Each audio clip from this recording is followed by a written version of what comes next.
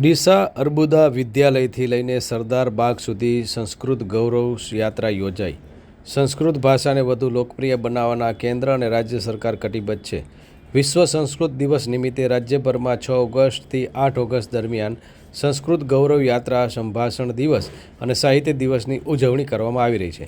આ ઉપક્રમે બનાસકાંઠા સંસ્કૃત શિક્ષણ પરિવાર દ્વારા ડીસા અર્બુદા વિદ્યાલયથી લઈને સરદાર બાગ સુધી જિલ્લા કક્ષાની સંસ્કૃત ગૌરવ યાત્રા યોજાઈ હતી।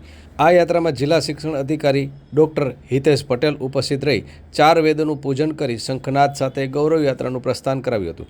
આ સંસ્કૃત ગૌરવ યાત્રામાં ટેબ્લોના માધ્યમથી પ્રતિકૃતિ સહિત યજ્ઞ સેવા, વૈદિક સંસ્કૃતિનું નિદર્શન કરાયું હતું। તેમજ વિદ્યાર્થીઓએ યાત્રામાં પૌરાણિક પાત્રો રામ, લક્ષ્મણ, જાનકી, નારદ મુનિ, અર્જુન, શ્રીકૃષ્ણ સહિત વેશભૂષા ધારણ કરી ભારતીય સંસ્કૃતિના પાત્રોને તાદ્રશ કર્યા હતા।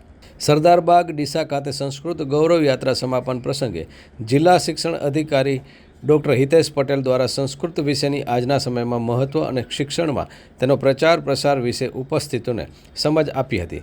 તદુપરાંત વિદ્યાર્થીઓએ બેનર્સના માધ્યમથી સંસ્કૃત ભાષા સરળ ભાષામાં સત્યમ શિવમ સુંદરમ, રાષ્ટ્રની આત્મા સંસ્કૃત ભાષા, બહુજન હિતાય બહુજન સુખાય, જીવનનું સૌંદર્ય સંસ્કૃત છે વગેરે સૂત્રોના માધ્યમથી જ્યાં સંસ્કૃત તથા સંસ્કૃતિનો સંદેશ આપ્યો હતો।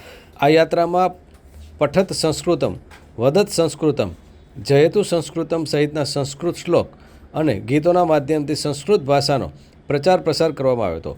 આ ગૌરવ યાત્રામાં વિવિધ શાળાઓના આચાર્યશ્રીઓ, સંસ્કૃત અધ્યાપન કરાવતા શિક્ષકો, સ્વયંસેવકો સહિત બહોળી સંખ્યામાં વિદ્યાર્થીઓ ઉપસ્થિત રહ્યા હતા। Story by Suresh Raval, Banaskantha.